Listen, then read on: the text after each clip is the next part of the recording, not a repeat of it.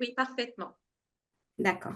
Donc, vous m'avez demandé de parler de quand indiquer une imagerie devant un patient vertigineux. En fait, les vertiges représentent 15 à 35%, touchent 15 à 35% de la population générale. Et dans le contexte des urgences, cela représente 3 à 5% des patients vus aux urgences. Et le souci principal aux urgences, justement, c'est de ne pas passer à côté d'une pathologie potentiellement grave, en l'occurrence une pathologie neurologique. Et pour cela, on a toujours dans l'esprit de demander une imagerie. Mais la demande d'une imagerie ne doit pas être systématique. Elle doit être guidée par le contexte clinique.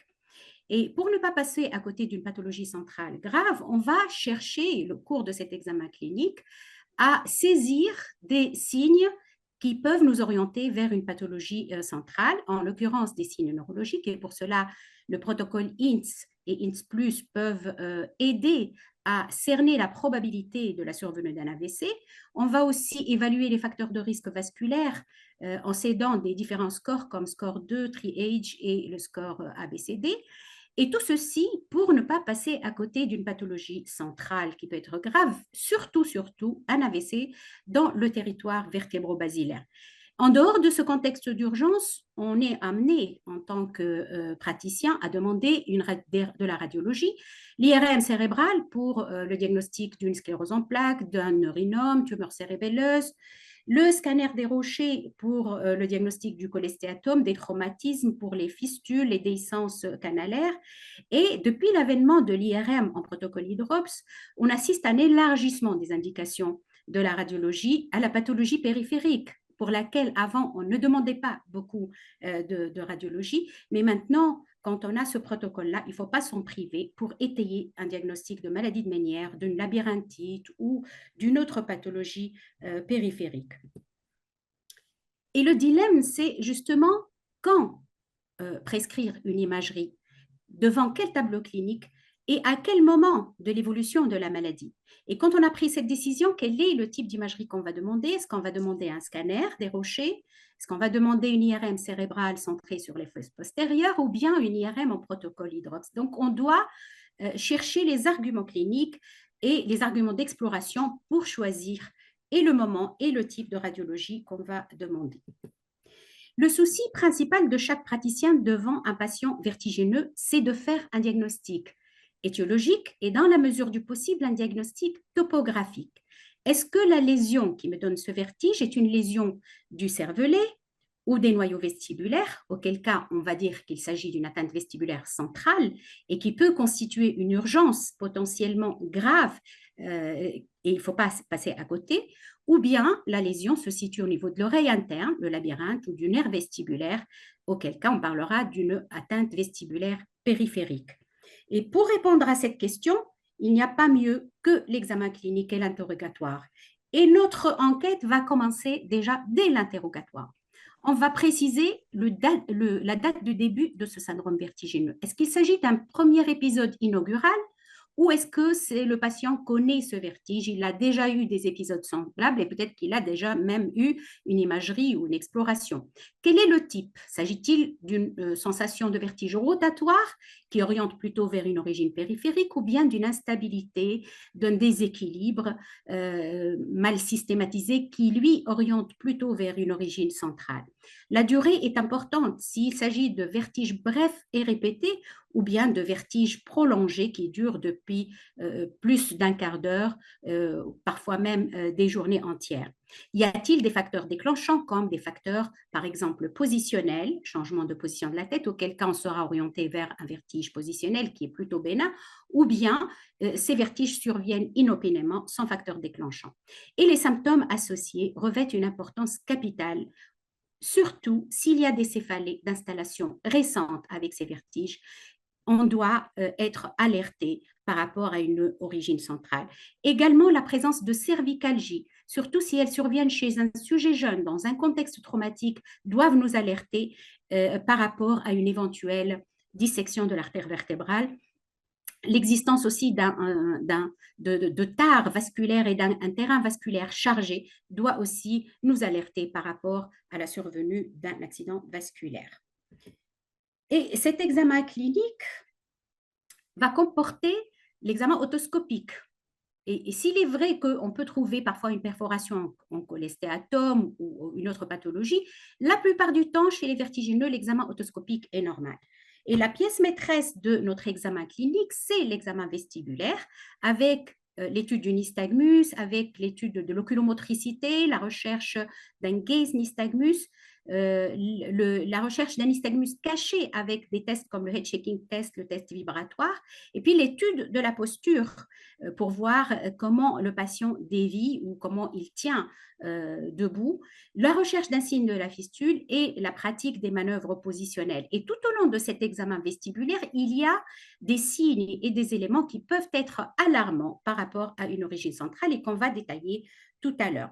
Ensuite, au cours de cet examen, nous sommes ORL, mais nous devons savoir rechercher des signes neurologiques qui sont très faciles à voir, parfois même juste à l'inspection du patient, comme un syndrome de Claude Bernard Horner, l'atteinte de nerfs crâniens, un syndrome cérébelleux, une skew deviation. Ce sont des signes très importants à saisir, surtout dans la phase aiguë d'un vertige et qui peuvent rapidement nous orienter vers une cause centrale.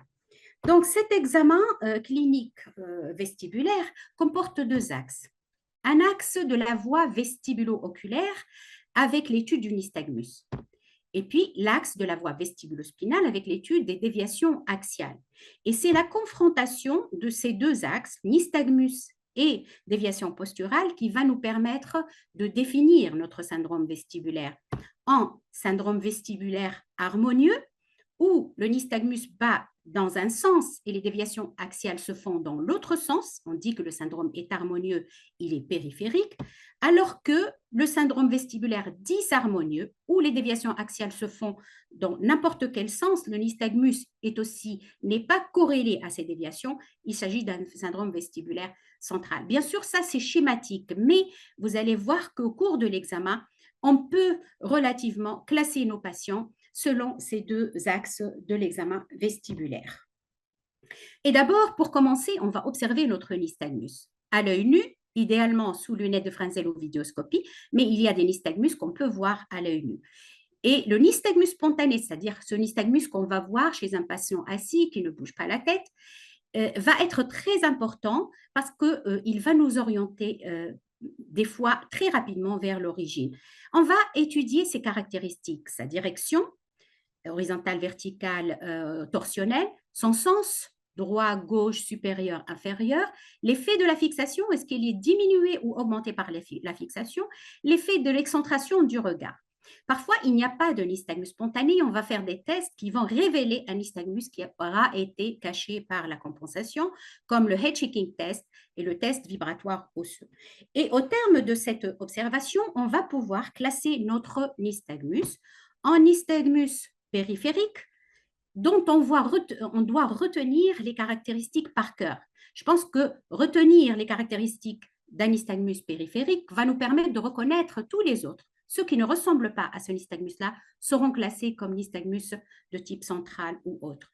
Un nystagmus périphérique est un nystagmus à ressort, c'est-à-dire qu'il a une phase lente et une phase rapide.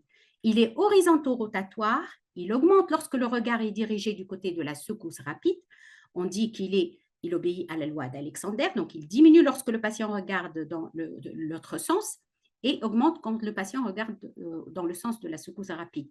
Il ne change jamais de direction, quelle que soit la direction du regard, quelle que soit la position de la tête. Donc un nystagmus gauche va rester gauche, quel que soit ce que vous faites. Il est fortement diminué par la fixation et il est le même sur l'œil droit et l'œil gauche, donc on dit qu'il est conjugué. À l'opposé, le nystagmus de type central est peu atténué par la fixation, il change de direction avec le regard, il peut être pur, vertical pur ou torsionnel pur. Donc, quand vous avez un nystagmus pur, il faut douter sur la centralité. Il peut être disconjugué, c'est-à-dire qu'il n'est pas le même sur les deux yeux, parfois même il est monoculaire. Donc, voici un tableau où on voit l'opposition entre un nystagmus périphérique et un nystagmus de type central. Et je crois qu'il faut retenir les caractéristiques du nystagmus de type périphérique. Et chaque fois qu'un nystagmus que vous observez n'obéit pas à ces caractéristiques-là, il est suspect de centralité. Et je vous montre ici un nystagmus. Donc, un prototype de nystagmus périphérique, il est horizonto-rotatoire gauche. J'allume une diode et je demande au patient de fixer, il s'arrête presque, il diminue. C'est un signe du caractère périphérique. Quand on demande au patient de regarder vers la droite, on voit qu'il diminue, mais qu'il ne change pas de sens, il continue à battre vers la gauche. Donc ça, c'est une caractéristique du nystagmus périphérique. Ensuite, quand on va demander au patient de regarder vers la gauche, qui est le sens du nystagmus spontané, le nystagmus augmente d'intensité. Donc ça, c'est typiquement un nystagmus périphérique. Par contre, les nystagmus centraux, ils sont autant le nystagmus périphérique est unique. C'est celui que je viens de vous montrer. Les nystagmus centraux sont très variables. Et l'un des plus fréquents, c'est le gaze nystagmus ou gaze evoked nystagmus, qui est un nystagmus qui s'associe presque toujours à une poursuite altérée, voire saccadique, et on le recherche en demandant au patient de regarder une cible excentrée. Donc, vous demandez au patient de regarder votre doigt à droite, et à l'œil nu, vous voyez qu'il n'arrive pas à maintenir son regard fixe et il a un nystagmus. Ce nystagmus-là traduit le déficit de l'intégrateur de vitesse qui est situé dans la région cérébelleuse, noyau prépositus hypoglossie, faisceau longitudinal médian, le noyau de Cajal, mésencéphale. Donc, vous voyez que les nystagmus qu'on va voir là sont un peu localisateurs, c'est-à-dire quand on les observe, on est en mesure de dire à notre radiologue qu'on cherche une lésion dans cette région-là. Ici, je vous montre un autre nystagmus. Donc, c'est un nystagmus spontané vertical inférieur. Et le nystagmus vertical inférieur est le deuxième le plus fréquent parmi les nystagmus centraux. Et quand on veut voir, on demande au patient d'excentrer son regard. En général, le vertical inférieur, il augmente dans le regard excentré et vers le bas. Donc, c'est le downbeating nystagmus des anglo-saxons. Et ce nystagmus-là traduit presque toujours une lésion de la région la plus basse de la fosse postérieure, le bulbe à la partie inférieure du cervelet, quelle qu'en soit l'étiologie. Et ces étiologies sont dominées par les anomalies de la charnière cervico-occipitale, malformation d'Arnold-Chiari, mais aussi d'autres pathologies comme les atrophies cérébelleuses, la sclérose en plaques, l'infarctus du tronc cérébral et du cervelet, les pathologies carentielles comme le Gayet-Wernicke, et parfois même il peut être idiopathique. Voici deux exemples de patients qui ont un nystagmus vertical inférieur. À gauche, une malformation d'Arnold-Chiari avec une hernie de l'amygdale cérébelleuse dans le trou occipital. Et à droite, une mégaciterne cérébelleuse qui comprime complètement le cervelet chez une petite fille. Ici, un autre exemple de nystagmus central qui est vertical. Donc, il est vertical inférieur, pardon. Voilà, dans le regard médian, il est vertical inférieur. Quand on demande au patient de regarder vers la droite, le nystagmus est droit. Et quand le patient regarde vers la gauche, il est gauche. Donc, c'est un nystagmus qui change de direction selon la direction du regard. Et ça, c'est typiquement un nystagmus de type central. Ici, un autre exemple. Et là, ce qui frappe chez cette patiente, c'est que le nystagmus n'est pas le même quand on regarde les deux yeux. Il paraît différent sur l'œil droit et l'œil gauche et il a deux composantes, une composante torsionnelle et une composante verticale. Donc, il est disconjugué et il a deux composantes. Ce nystagmus-là, c'est un cisonystagmus, qui est un nystagmus à double composante, une torsionnelle qui est toujours conjuguée, et chez cette patiente, la torsionnelle était anti-horaire sur les deux yeux, et une composante verticale qui est disconjuguée.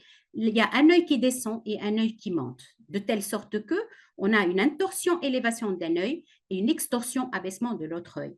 Et ce nystagmus-là est également localisateur puisque la lésion se situe au niveau de la jonction mésodiencephalique. Donc, on est en mesure de dire à notre radiologue, cherchez-moi une lésion dans la région mésodiencéphalique. Ici, un autre exemple, chez ce patient, la vidéo est longue, donc je vais passer. Alors, quand on observe ici, on a un nystagmus horizonto-rotatoire droit. Mais si on s'arrête ici, on se dit, ça, c'est un nystagmus de type périphérique qui bat à droite. Sauf que, en prolongeant l'observation, le nystagmus, au bout d'un moment, il s'arrête.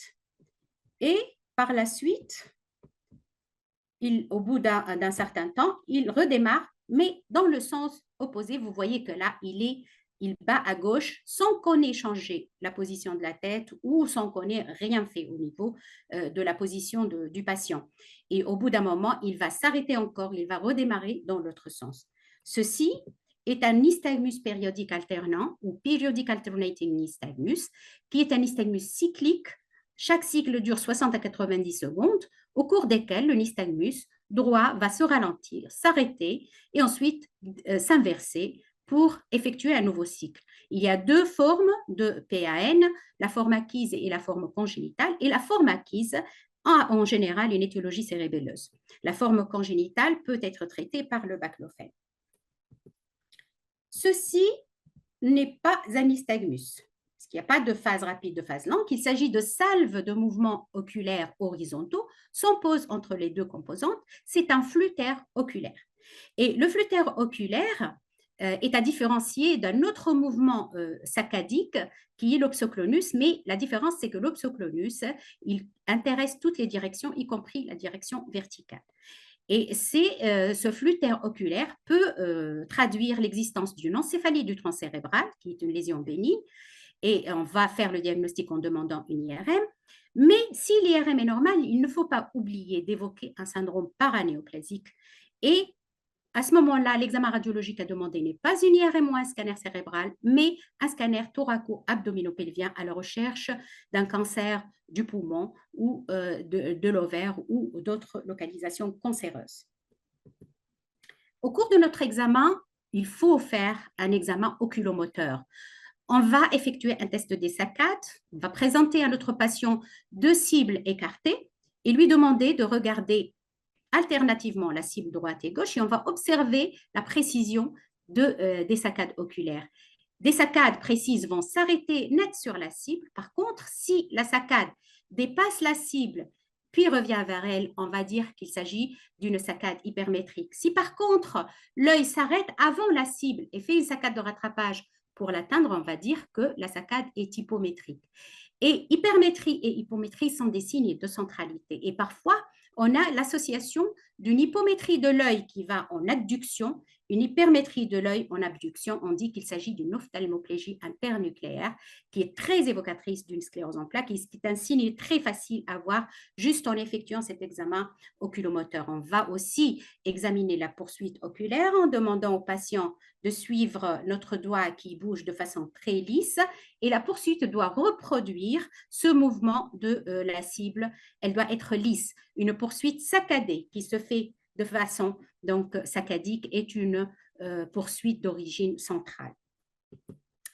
On va aussi chercher des signes neurologiques qui sont très, très faciles à voir, comme un syndrome de Claude Bernard-Horner. Vous voyez que sur le schéma, il y a une pupille qui est plus serrée, une paupière qui tombe et un œil qui est un peu enfoncé. C'est le ptosis, myosis et l'ophtalmie qui sont caractéristiques de ce syndrome.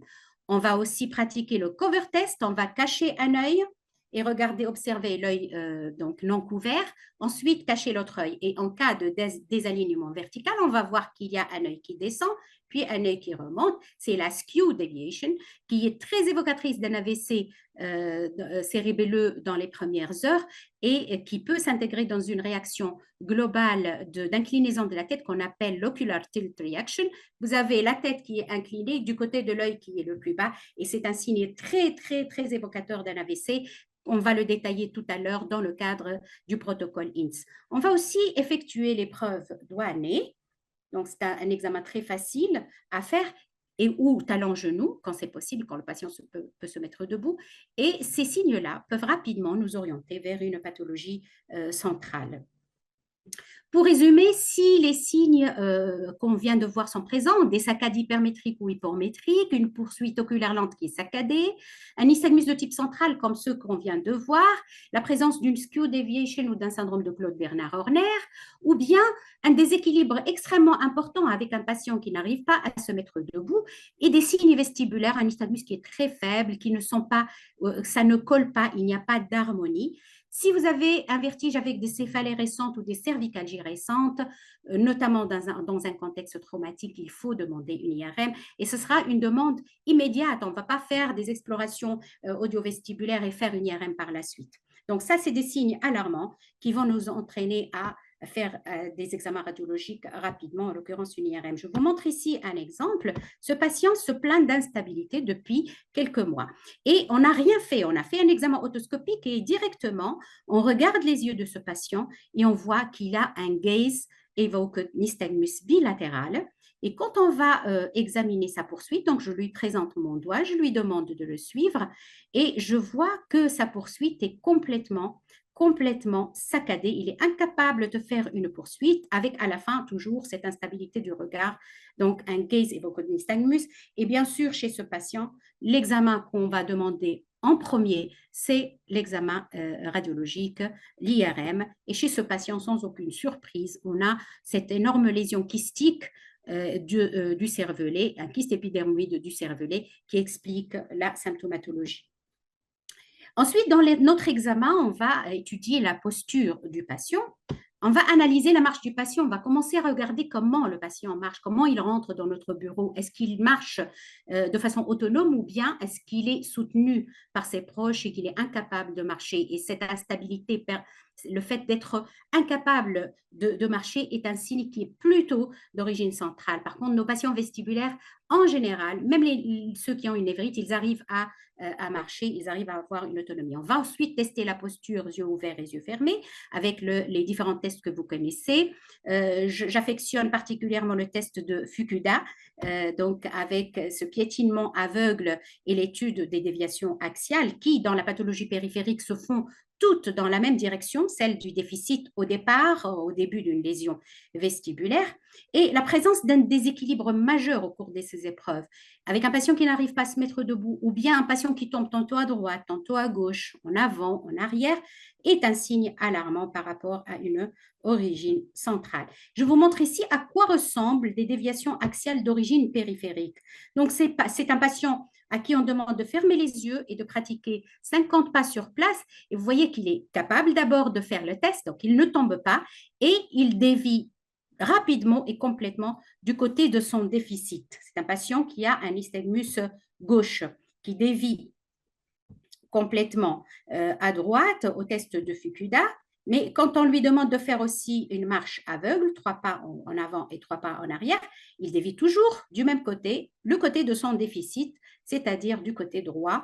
Vous voyez que tous les tests qu'on peut faire sont harmonieux avec un nystagmus gauche, des déviations à droite. Ça, c'est périphérique. Si la déviation ou la posture ne se fait pas de façon systématisée, il faut suspecter une origine centrale.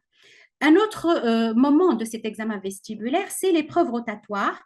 Quand on tourne nos patients sur un fauteuil rotatoire, avec l'œil qui n'est pas caché, vous voyez ce beau nystagmus rotatoire qui est droit à droite et gauche à gauche, le réflexe vestibulo-oculaire est fonctionnel. Et donc, le test de fixation, d'index de fixation oculaire, s'effectue en demandant au patient de regarder une cible. Et là, on tourne le patient. Il y a un arrêt net du réflexe vestibulo-oculaire. Cette fixation, elle annule le réflexe vestibulaire. Et si ce n'est pas le cas, si vous continuez à avoir un nystagmus, on dit que l'index de fixation n'est pas nul. Et ça, c'est d'origine centrale. Donc, quand le patient a une pathologie périphérique, l'index de fixation est nul. Et si l'index de fixation n'est pas nul, il faut être alarmé par rapport à une pathologie centrale. Et l'index de fixation est un signe de forte valeur. Vous voyez que c'est très facile à voir et il a une forte valeur pathologique.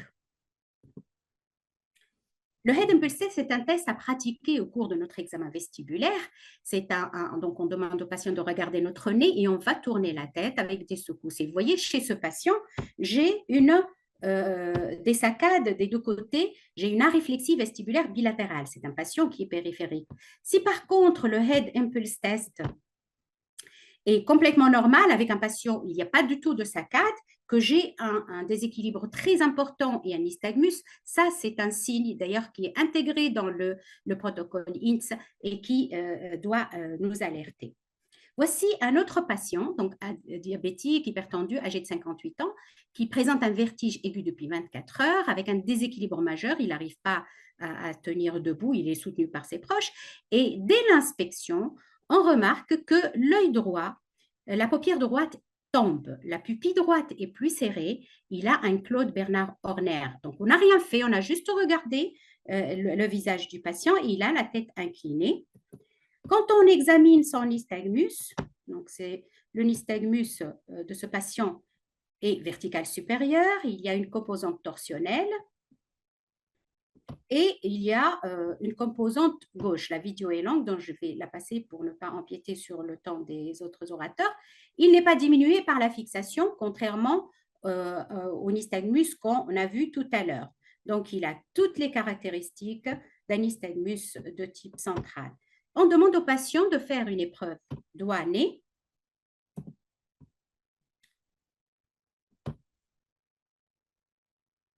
Donc, à gauche, ça se passe parfaitement bien. À droite, du côté de l'œil où il y a le Claude Bernard Horner, il y a une nette dysmétrie de l'épreuve doigt-nez. La vidéo s'arrête. Vous voyez donc qu'il rate la cible et que l'épreuve est donc pathologique. Donc, je rappelle le protocole INS qu'on doit faire aux urgences. Alors, c'est un acronyme pour HI, Head Impulse Test, le test que je viens de vous montrer, N, le nystagmus de type central, TS pour test du SKEW, qu'on cherche en pratiquant le cover test. Ce protocole a une sensibilité et une spécificité qui sont supérieures à 80% dans les 72 premières heures d'un AVC. Et dans ces 72 premières heures, on peut avoir une IRM précoce faussement négative. Donc, c'est vous dire l'importance de ce protocole dans la détection des AVC cérébelleux. Voici une comparaison entre un syndrome vestibulaire périphérique, la névrite vestibulaire, et un AVC. Pour dire qu'il s'agit d'un syndrome vestibulaire périphérique, il faut que tous les éléments de la colonne de gauche soient présents, c'est-à-dire un nystagmus de type périphérique, l'absence de skew deviation et un head impulse test pathologique. Par contre, si l'un des signes de la colonne de droite est présent, un nystagmus de type central, la présence d'une skew deviation ou bien un head impulse test normal, on va évoquer un AVC. Le HINS+, c'est lorsqu'il y a une association d'une atteinte auditive unilatérale qui oriente vers un AVC cérébelleux dans le territoire de l'AICA. Et chez notre patient, l'IRM a montré un AVC cérébelleux droit. Au cours de notre examen, en dehors de l'urgence, on va pratiquer des tests comme le signe de la fistule. Il s'agit d'augmenter la pression dans le conduit auditif externe et de voir si on a un nystagmus ou un déséquilibre. Et un signe de la fistule positif doit nous amener à pratiquer une imagerie à la recherche d'une fistule. L'imagerie habituellement demandée, c'est le scanner des rochers, mais parfois on fait une IRM à la recherche d'une fuite au niveau de l'une des fenêtres. Voici un patient aux antécédents de chirurgie de l'oreille gauche il y a 5 ans et chez qui le simple fait de toucher son oreille lui donne des vertiges. On fait le signe de la fistule et une pression légère sur le tragus entraîne un nystagmus gauche. Donc là, c'est un signe de la fistule positif à gauche. Et quand on fait le signe de la fistule en position debout, on va faire la pression au niveau du conduit auditif gauche. Et là, on provoque un déséquilibre avec un risque de chute. Et chez ce patient, le scanner a montré une large fistule du canal semi-circulaire gauche avec récidive du cholestéatome. Voici un autre patient âgé de 30 ans qui a des vertiges rotatoires et des acouphènes droits évoluant par crise. À l'exploration, qu'est-ce qu'on trouve? Une surdité de transmission droite, avec des tympanogrammes centraux et un réflexe stapédien absent, un tableau tout à fait évocateur d'une autospongiose. Et le diagnostic d'autospongiose a été confirmé par le scanner des rochers. C'est une autospongiose stade 3 de Veillon. Mais cette autospongiose explique la surdité, elle n'explique pas le tableau de vertige méniériforme. Alors, on a demandé une IRM labyrinthique qui a montré une anhydrops utriculo-saculaire et cochléaire du même côté. Donc, sur cette oreille, on a l'association d'une autospongiose et d'une maladie de Ménière. Donc, vous voyez que le bilan radiologique doit être demandé. Si on avait fait que le scanner des rochers, on serait passé à côté de cette maladie de Ménière qui est associée à l'autospongiose. Donc, la clinique, très importante pour orienter nos examens radiologiques. Un autre patient âgé de 37 ans qui souffre d'instabilité, d'un phénomène de Tullio, il ne supporte pas les bruits forts, ça lui donne des vertiges, et il écoute le bruit de ses yeux bouger dans sa tête. Quand on fait l'exploration, on trouve une surdité mixte avec un RIN sur les fréquences graves du côté gauche. Les tympanogrammes sont centraux, mais ces réflexes tapédiens, contrairement au cas précédent, sont présents. On demande des C20, puis vous voyez que sur les 20, on a une amplitude extrêmement augmentée de ces C20 du côté gauche, avec un seuil abaissé, tableau évocateur d'un syndrome de Ménor. Et quand on fait le scanner, on trouve cette déhiscence du canal semi-circulaire supérieur du côté gauche. Depuis l'avènement de cette IRM en protocole hydrops, je ne sais pas comment on a fait avant pour ne pas pour s'en passer.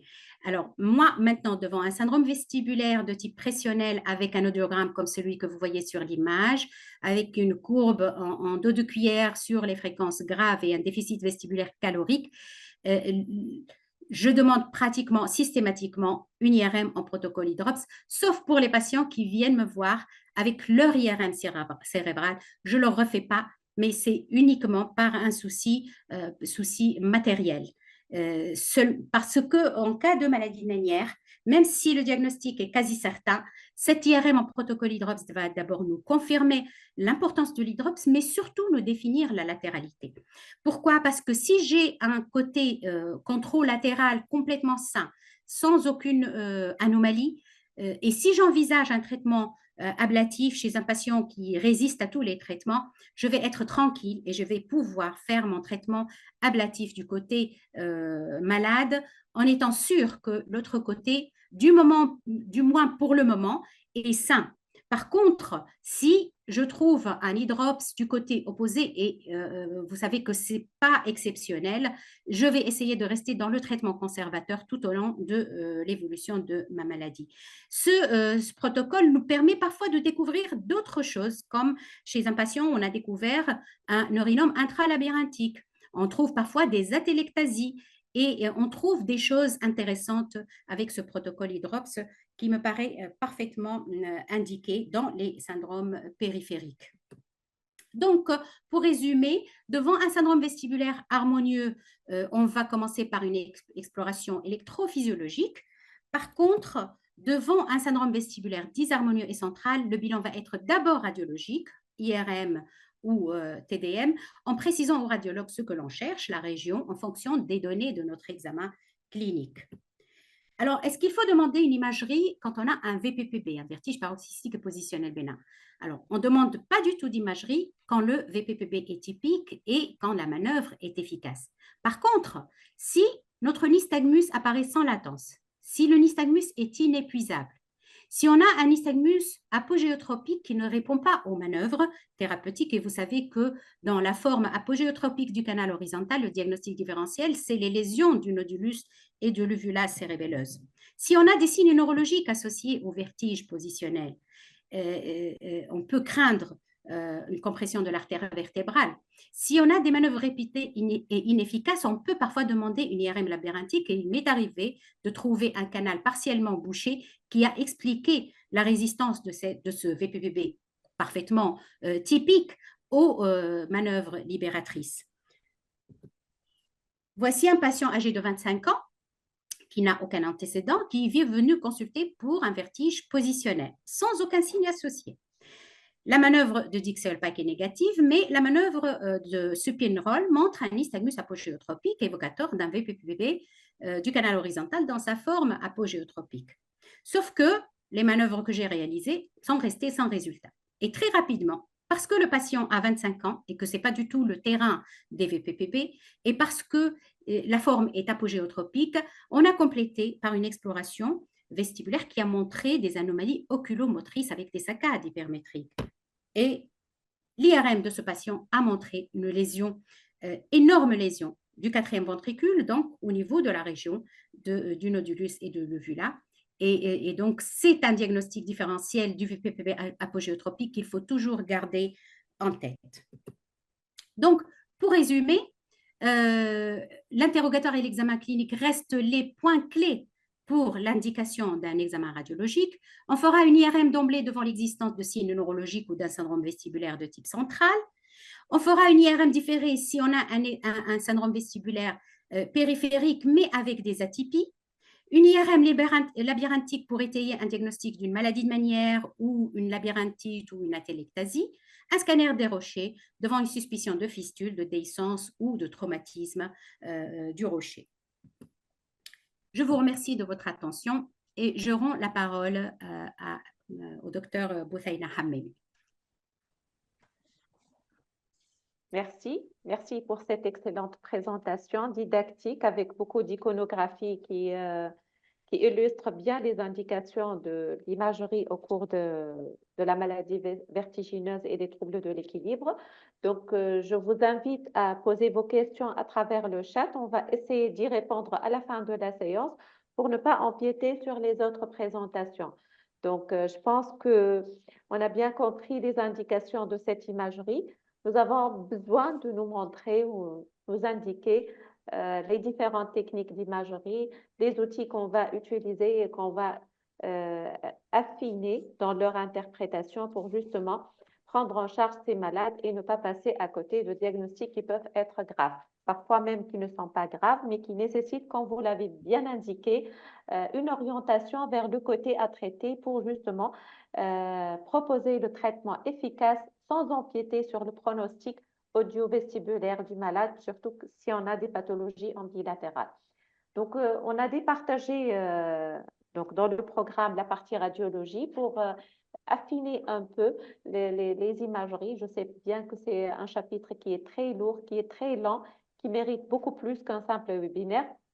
Donc, mais on va essayer de donner au moins le plus important dans ces présentations. Donc, restez avec nous pour voir les différentes parties de cette imagerie.